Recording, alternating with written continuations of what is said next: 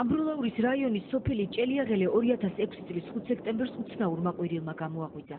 ღამის 3 საათზე ავთოჭელიძის სახლში ყაჩაღები შეიჭრნენ და მისი ოჯახის წევრები შველას ითხოვდნენ. კარები გაიღო, ვიღაც ფარნით შემოვიდა, ლაზერული ფარნით. მეგონა ჯერ ქალიშვილი თუ იყო ჩემს სტუმართან ერთად, მაგრამ საუბედუროდ არ აღმოჩნდა. არ მივაქციე პირველად ყურადღება. შემდეგ ისე ხმაური ატყდა, რომ ავდექი და მთვარიანი შუქი დავინახე 2 ნიღბიანი, 2 ყაჩაღი რა, ვიღაც ავაზაკები. დედის ყვირილზე ზედა სართულიდან ჭელიძეების ქალიშვილი ეკაც ჩამოვიდა.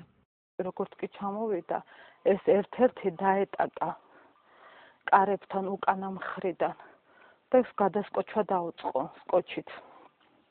პირზე აუკრა და ნუ კი ვიხარავ, როგორ ნუ კი ვარაო, მამა არ მომიკლათ, არ ვიგიკლასო. ჩემი მეუღლე ბავშვ უყურებდა გოგოს. სისხლში გაღებილი იყო, უკვე დამჯდარი იყო მდივანზე და ჩემს კივილზე მეორე ბიჭის აძინებელს ჩემს გვერდით იწყო. გამოვიდა და კრესლოში ჩაჯდა შუქი რო აინთო. ოჯახის უფროსმა ნიღბოსა ყაჩაღებს წინააღმდეგობა გაუწია. ავთოჭელიძისთვის მიყენებული ჭრილობები სასიკვდილო აღმოჩნდა.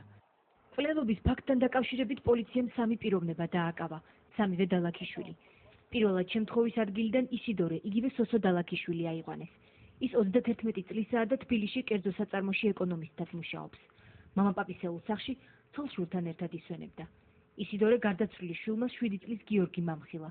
ცისფერი თვალებით ვიცანიო, თუმცა გიორგის ჩვენება ისიდორეს დასაპატიმრებლად საკმარისი არ აღმოჩნდა. ოფიციალური საფუძველი არ ქონდა პროკურატურაში დაებრალებინა ისიდორე დალაქიშვილისთვის ჩადენილი ყაჩაღობა მკვლელობა, ამიტომ რომ მომხდარი იყო მისი დაკავება, მოხდა მისი სახლიდან ჭელის ამოღება. სხვათა შორის ისიდორე დალაქიშვილი აღნიშნავდა, რომ ეს ადგილი, საიდანაც მოხდა ამოღება, ამ ჭელის არის ღია ადგილი, არ იკეთება სარდაფის ტიპის არის და ნებისმიერ გავლენგამურე შეიძლება ჩაედო.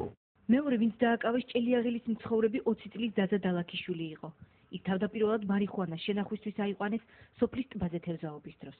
მან 2 კვირის შემდეგ ხელი მოაწერა ჩვენებას, რითაც აღიარა ყაჩაღობაში მონაწილეობა და თანამძრახველებად კიდევ 2 პირი, ისიდორე და ზურაბ დალაქიშვილები დაასახელა. დამცველს არ საჭიროებ საკუთარ ინტერესებს დავიცავ თავად.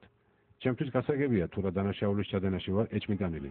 2006 წლის 14 სექტემბერს მე დამაკავეს პოლიციის თანამშრომლებმა ნარკოტიკის უკანონო შენახვისთვის. მე მინდა ვაღიარო ჩემს მიერ ჩადენილი კიდევ ერთი დანაშაული, კერძოდ ყაჩაღობის ფაქტი, რომელიც მე ჩავიდინე 2006 წლის 5 სექტემბერს, სოსო დალაქიშვილთან და ზურო დალაქიშვილთან ერთად. ჩვენებაში დეტალურად არის აღწერილი ზაზამ და სოსომ როგორ მოატყუეს ზურა ბენზინის მოსაპარად მისდივართო. ის გარეთ სკამზე დატოვეს სადარაჯოდ. თვითონ კი საყაჩაღოდ შევიდნენ და ავთოჭელიძე მოკლეს. შემდეგ გამოვიდნენ და გაიქცნენ სოფელ ყაჩაეთის მიმართულებით, ხოლო ზაზა გაიქცა ტბაზე, სადაც გადააგდო იარაღი, დაწვა მაისური და დაბრუნდა სახლში. ამ ჩვენებასთან დაკავშირებით შემდგომში მან სასამართლოს განუცხადა. დაკითხვის წინადღით ვიყავი ფიზიკური და ფსიქოლოგიური ზეწოლის ქვეშ, ჩაკეტილი ვიყავი ცალკე ოთახში. მეუბნებოდნენ, რომ აღიარე დანაშაული ისიდორემ უკვე აღიარა და შენ ხელს გადებენ. თუ არ აღიარებ, სამუდამო პატიმრობა გემუქრებაო. ძალიან მაგრად მცემდენო იმ ჭრილობები, სადაც აქვს, ნატკენი ადგილები, სადაც აქვს, აი იქ მცემდნენ პირდაპირ. გაუსაძლის ტკივილი მქონდაო დედა, გაუსაძლისი ტკივილები მქონდა, ვერ უძლებდიო, ზაზა ვერ გაუძლებდა იმას ფსიქიკურად. იმის ტკივილს, მაგას ისეთი ტკივილები მქონდა. თაში თლიანი ხე დაეცა, სულ დალეწილი არის წელს ქვემოთ ზაზა. აწყობილია ზაზას ძვლები, აქვს რკინები გაყრილი. მენჯი ეხლაც ტკივა, სწორად ვერ ჯდება სკამზე. ზაზა დალაქიშვილის ჩვენების საფუძველზე, რომელიც ვიდეოფირზეც არის აღბეჭდილი, ხელახლა დააკავეს სოსო დალაქიშვილი. ასევე აიყვანეს ტექნიკური უნივერსიტეტის არქიტექტურის ფაკულტეტის სტუდენტი 19 წლის ზურა დალაქიშვილიც. საკანში მათ ზაზას ჩვენების ვიდეო ჩანაწერი აჩვენეს და დანაშაულის აღიარება მოსთხოვეს. ზურაბ დალაქიშვილმა თავდაპირველად უარი განაცხადა დანაშაულის აღიარებაზე და დუმილის უფლება გამოიყენა, მაგრამ პროკურორმა ზვიად შალამბერიძემ და პოლიციის უფროსმა ყიფიანმა ხერხს მიმართეს. მათ პოლიციაში ამბროლაურის ეკლესიის მოძღვარი, მამა დავით გეგეშიძე დაიბარეს, რომელიც ზურას ბიძაც არის და მოძღვარიც. მამა დავით აჩვენეს ის კადრები, სადაც ზაზა მიუთითებს, რომ ზურიკო გარეთ ელოდებოდა.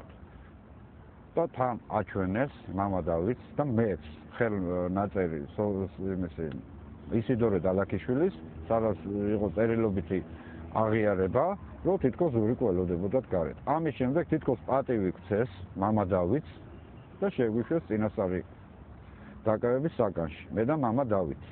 შეგვიშვეს, რომ აი ზურიკოსთვის გვეთქვა ორი სიტყვა, რომ ორივე ხელს გადებენ შენ. კონკრეტულად საუბარი შედგა, არ ვიცი თქვენს არც მამა დავითს შორის. რა საუბარი შედგა, რომ შენ არაფერი აღარ გეშველება, ორივე ხელს გადებენ და როგორც კიდე მოიკეთე.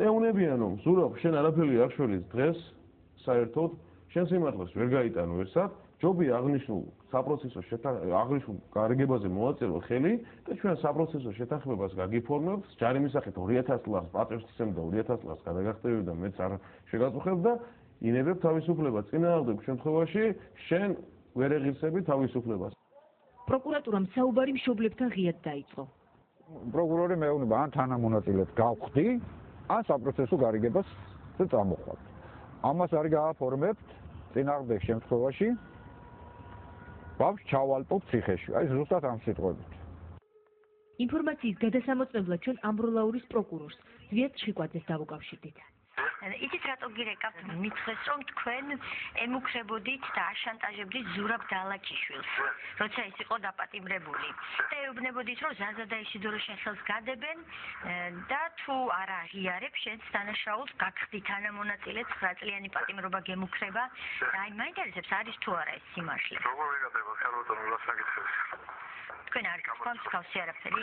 როგორ ვიგადებოდ ხარბატონო გარშემოწმებას? და ერთი წამი თუ შეიძლება ამასე საქმესთან დაკავშირებით აი მეცნობები თუ ინტერესებს სასამართლოში საქმე განხილულია და ასე რომ დანარჩენი კიდევ ჩვენს პროცესს შეგიძლია მიმართოს. დიახ, ბატონო ზვია, კითხვები პროკურორის მიმართ გვაქვს ჩვენ და კი ბატონო, ეხა ეს არ არის სადარჩენილი. შეიძლება მაშინ ინტერვიუს გთხოვთ თუ შეიძლება. კი ბატონო, ამაზე სხვა დროს ვისაუბროთ. ინტერვიუს მოგცემთ, იქნებ შეგვითახდეთ ინტერვიუ. კი ბატონო, ამაზე შევთანხმდეთ დამატებით შემოხერეთ ამ შეხვედრაში. თუ შეიძლება მითხარით დრო და ხვალვე ძალიან ხო, ხვალე დამეკავშირეთ ტელეფონით და შეგვა შევთანხმდეთ. უგაცრავად. კარგი, ხვალ დაგიკავშირეთ. ჩვენ პროკურორს მეორე დღესაც დავუკავშირდით. საქმეში რაც არის, ეს ყველაფერი საქმეში გაგზავნილია სასამართლოში. ახედან გამომდინარეობს, რომ აღზეა დაფხარა, უნდა გავაკეთო კომენტარი და ამიტომ გეუბნებით რომ არსებობს. ზურაბ დალაქიშვილმა ბიძის და მამის ნახვის შემდეგ აღიარების ჩვენებას ხელი მოაწერა. იმავე დღეს ის გაიყვანეს დანაშაულის ადგილზე და ვიდეოკამერის თანხლებით გაიმეორა როგორ წაიყვანეს სოსომ და ზაზამ ბენზინის მოსაპარად. აღიარების საფუძველზე ზურაბ დალაქიშვილს ბრალი ქურდობისთვის წარედგინა. მისი საქმე ცალკე წარმოებაში გამოიყო. და ღამის პირველ საათზე პირველი 2:09 სადღაც ამ დროს ხდება უკვე გარიგება პროკურორ ჩიკვაძეს პოლიციის უფროს ყიფიანს ჩემს და მამა დავითს შორის. ამის შემდეგ ამ საუბარის შემდეგ პოლიციის უფროს ყიფიანი მეუბნება იცოდე გია დალაქიშვილი ისიდორე დალაქიშვილის ძმაზეა საუბარი. იმის ტელეფონი ისმინება, იმასთან კავშირი არ აქვს არაფერი. 15 დღის განმავლობაში მაინც არ დაუკავშირდა იმათ და იმათ ოჯახს. ეხლა კი ვიცი რომ რატომ მეუბნებოდა პოლიციის უფროსი.